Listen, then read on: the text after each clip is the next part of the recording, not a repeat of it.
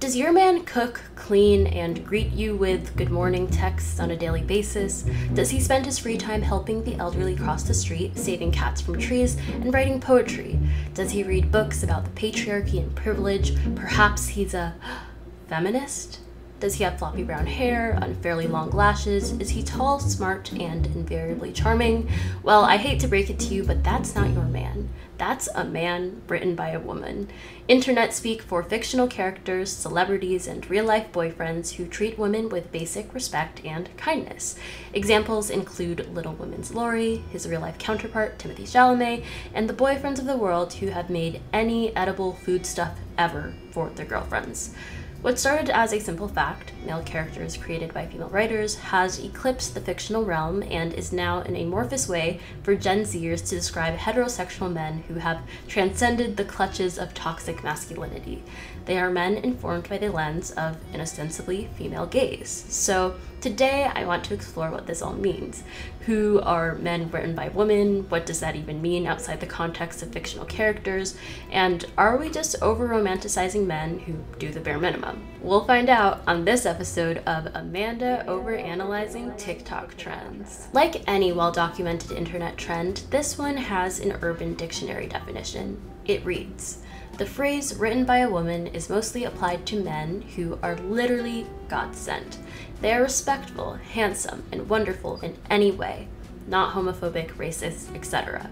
These type of men are the most beautiful beings to exist." The expression started gaining traction on TikTok and Twitter last summer as a way to describe what young, heterosexual women deem the ideal man, someone who is sensitive and thoughtful, traditionally feminine qualities. It started with listing characters who fit the description, then celebrities, and some women even took it as a chance to show off their boyfriends. Spin-offs of the men written by women trend were the women written by men and women written by women trends. The former mocked the often unrealistic and unnecessarily hypersexual descriptions that male authors employed to describe women, while the latter depicted women free from the shackles of the male gaze, daring to be seen unerotically. There was also a brief moment where girls would post their faces on TikTok and ask, "Do I look like I'm written by a man or a woman?"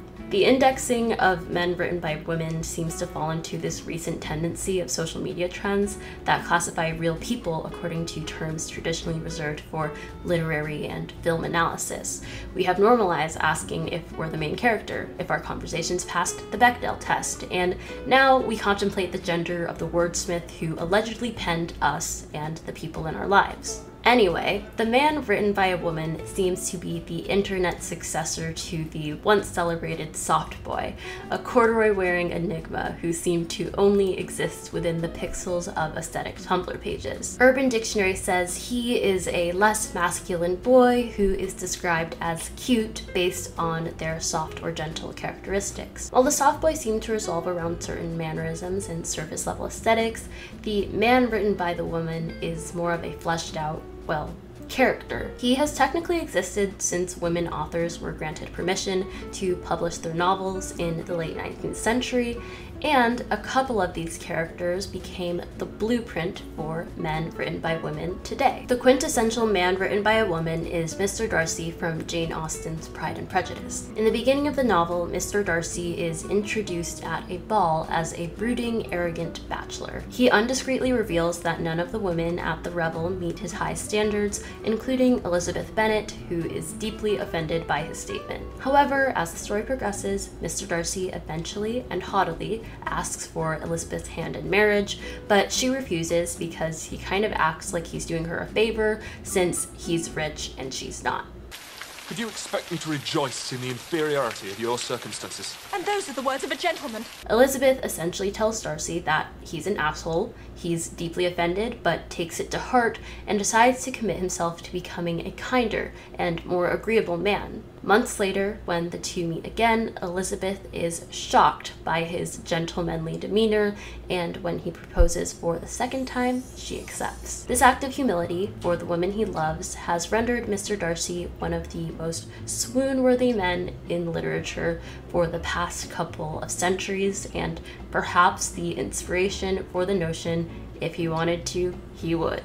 Male characters written by women clearly aren't perfect, and of course being tall, handsome, and rich helps Mr. Darcy's case, but a huge factor of his appeal is that he respected Elizabeth and her opinion of him enough to change for the better. Another male character who made the groundbreaking decision to simply listen to a woman was Theodore Laurie Lawrence from Little Women. Laurie is charming, generous, and deeply respects the women in his life, including Jo March, a close friend who rejected his marriage proposal. When an aimless and heartbroken Laurie runs into Jo's sister, Amy, on a trip to Europe, she implores him to get his life together, and eventually the two fall in love and get married. Let's just ignore the fact that he proposed to the sister and then married the other sister.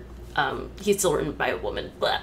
Laurie and Darcy are very different characters, but what seems to make them so beloved by the written by a woman trend is the fact that they simply respected their female love interests, so much so that they listened to their perspectives and changed themselves to be with them. Of course, respecting women isn't necessarily a groundbreaking thing, but when it's the 19th century and the bar for men is in hell, it might as well be.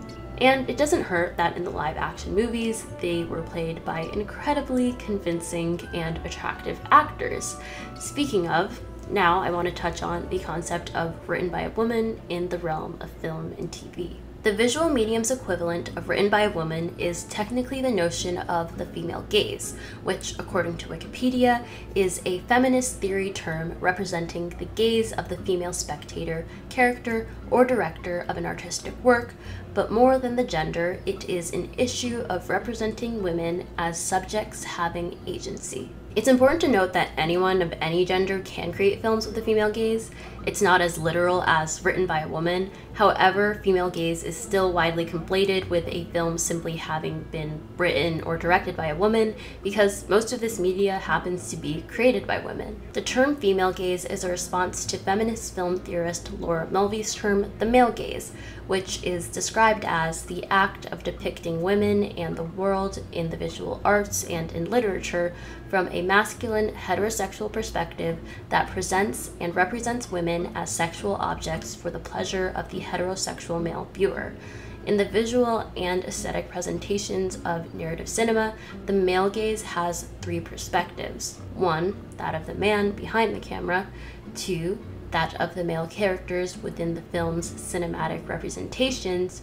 And 3, that of the spectator gazing at the image. So the female gaze is emblemized by active female subjects having control of their own destinies, and the male gaze is embodied by women as passive subjects who exist for male consumption. Laura Mulvey even argued that women internalize the male gaze within themselves, making the influence of the outside male perspective nearly inescapable. Keeping this in mind, most films and television shows, no matter who they were created by, are shaded, in varying levels, by the male gaze, but in recent years, media that definitively employs the female gaze has started to become more common and appreciated, which has no doubt helped the men written by women trend take off. Greta Gerwig comes to mind as a director who has created critically acclaimed and commercially successful movies that have popularized the notion of the female gaze amongst recent younger audiences, namely with her films Lady Bird and Little Women. Lady Bird defies the male gaze by making the female subject of the film, Christine, aka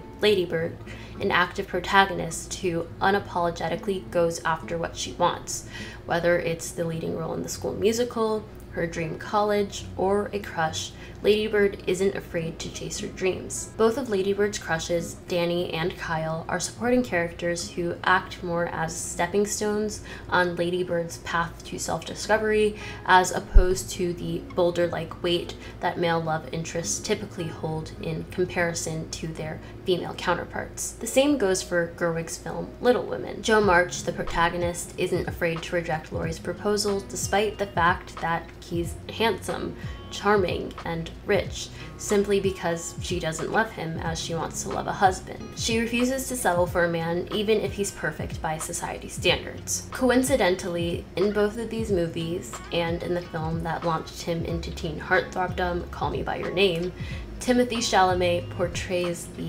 passive and gentle love interest. And it's this archetype that has cemented him as white boy of the foreseeable future. In Little Women and Lady Bird, Chalamet's characters are there to be watched, not in the hypersexual way that the male gaze depicts female love interests.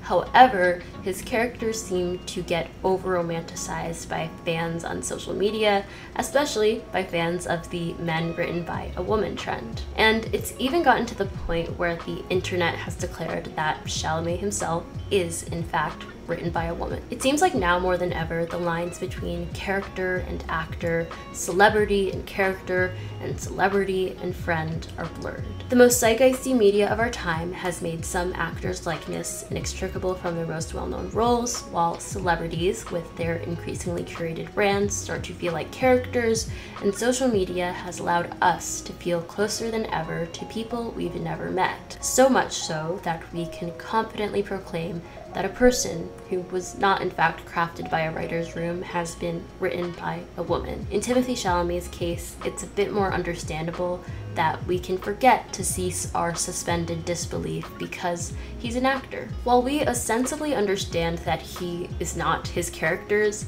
the charm of his on-screen personas tends to rub off on him as a person. But enough about Timmy. I think some of the most interesting cases of written by a woman syndrome are bestowed upon male celebrities who earn this title simply by being themselves, or at least what we see of them caught on camera. Two examples of this, both who I happened to have been obsessed with at different points in my life, are Harry Styles and Burnham. Let's start with Harry. Harry Styles is technically also an actor, but his reputation as a singer and teen heartthrob precedes the characters he plays. His written by a woman status isn't influenced by his acting roles, but by who he is, which to an extent could be a character. After One Direction broke up and Harry Styles embarked on his solo career, he didn't try to distance himself or his brand from his largely teenage girl fan base. It was assumed that as an aspiring rock star, he should have felt that a fan base of teeny boppers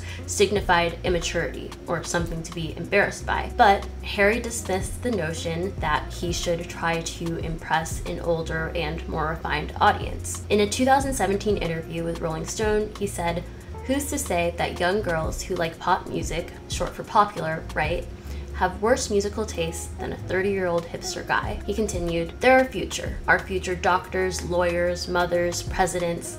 They kind of keep the world going. Teenage girl fans, they don't lie. If they like you, they're there. They don't act too cool. They like you and they tell you, which is sick." The Rolling Stone interview, and this part of it in particular, went on to get a ton of press coverage and traction on social media. Harry was hailed the champion of teen girls and young women. He was never scared of coming off as too feminine or sensitive because he understood that they weren't inherently bad things to be. Even the fact that his first album cover was pink set the tone when it came to the kind of audience he wanted to cater to: girls and men who weren't afraid of pink. Ever since he went solo, Harry's outfits have challenged the fixtures in modern masculine fashion. Hard lines, sharp edges, dull tones, the stoic, safe security of not trying too hard. His role as gender norm flouter of a generation was cemented when he appeared on the cover of Vogue as the first solo male cover star in a Gucci dress. Which, side note, I actually saw at this amazing exhibit called Fashioning Masculinities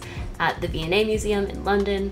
Highly recommend checking it out. Traditionally feminine aesthetics and sensibilities are now an integral aspect of Harry's style and brand. Sequin jumpsuits, bright boas, vibrant colored leather and lace are onstage staples. The tagline for his merch, "Treat people with kindness," sounds like something a doting kindergarten teacher with a fantastic knitwear collection would embroider on a pillow. Harry Styles is the quintessential man written by a woman, and I'd be remiss if I didn't mention that I think a lot of it has to do with the fact that he's straight enough, white enough, and generally traditionally masculine enough to get away with it. And as you might have noticed, some of the key prerequisites to be deemed written by a woman are being a straight, white man. Speaking of which, my next example of a man who is widely considered written by a woman is Bo Burnham. In terms of aesthetics, Bo Burnham is nowhere near as flowery as Harry Styles. He pretty much just wears t-shirts and jeans, or in the case of Inside, nothing. But he, like Harry, is known for having a largely young female audience and not being ashamed of it. I'll just say very briefly, is you know, I was told very often that I was like a comedian only for 13-year-old girls, and like, fuck yeah, I am. You know what I mean? I feel really proud of that, and I feel, you know, really, they deserve to be paid attention to and to be taken seriously. After suffering from a series of onstage panic attacks as a stand-up comedian, Burnham stepped out of the spotlight and decided to try a new, less anxiety-inducing medium for his creativity: filmmaking. Burnham took the age-old advice to write what you know and crafted a script based on his battle with anxiety. But instead of making the movie completely autobiographical, he chose to write his protagonist as a 13-year-old girl. While it seemed out of left field to many, the choice was a no-brainer for Burnham because the people who seemed to relate most to his struggle with anxiety were his young female fans. I think the unflinching accuracy of 8th grade is one of the reasons Bo Burnham has been so generously granted the written by a woman title. He meticulously captured middle school awkwardness in a way that implies more than just good research, but a deep respect for his protagonist's perspective. His choice to treat graduating middle school, going to the mall, and attending a pool party like a big deal simply because that's how it feels when you're a middle school girl aligns with the objectives of the female gaze. What could have simply been a voyeuristic slice of life film was an anxiety-inducing obstacle course of secondhand embarrassment and visceral relatability. Bo Burnham's most recent Netflix special, Inside, has also solidified his designation as man written by a woman. In the special, he introspectively examines his privileged and problematic past. He even admits that self-awareness does not absolve anybody of anything, but it didn't stop the internet from idealizing him. In a piece titled Bo Burnham's Growth Shows the Painfully Low Bar for White Men, Kim Renfro writes, "Relatively few celebrities, let alone white men, do the work of interrogating their own privilege publicly. So when Burnham comes along, we're eager to reward him." In a similar fashion, we reward seemingly ordinary men who are documented on TikTok doing things like cooking, cleaning, and taking care of children as written by a woman. Even though these simple acts of survival are considered natural when performed by women, this reproductive labor is deemed heroic and hot if men do it. So I'm not gonna lie, as silly as it may sound, my ideal man is still written by a woman. Respectful, kind, feminist, does dishes, Harry Styles, all green flags in my book. At its worst, the written by a woman trend puts men on a pedestal for doing the bare minimum, and at its best, it could at least start to normalize this behavior. Anyway, I hope you guys enjoyed this video. As usual, I would love to hear your thoughts below on men written by women, and I'll see you guys in my next one. Bye!